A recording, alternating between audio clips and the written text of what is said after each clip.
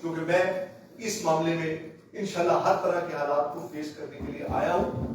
مجھے یہ ثابت کرنا ہے کہ یہاں پر خیبان کے اندر جو لوگ ہیں، جو حکمران ہیں، یہ طبقہ صرف مراد اور عیاشیوں کے لیے نہیں آتا.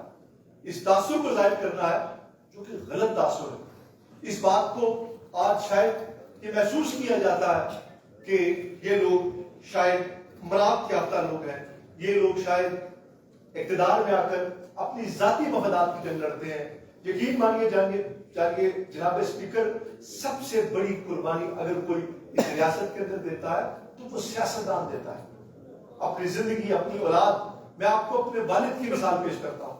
پوری زندگی ریاست کے اندر سیاست کرتے رہے، بڑے منصب پہ فائز رہے، وزیر اعظم بھی رہے، اسپیکر بھی رہے، ممبر اسمبلی بھی رہے، لیکن ایک اپنا ذاتی مکان جو انہوں نے بنایا بیماری کے دوران دوستوں کی کنٹریبیوشن سے، یہ ان کی پوری زندگی کا مالی اثر ہے.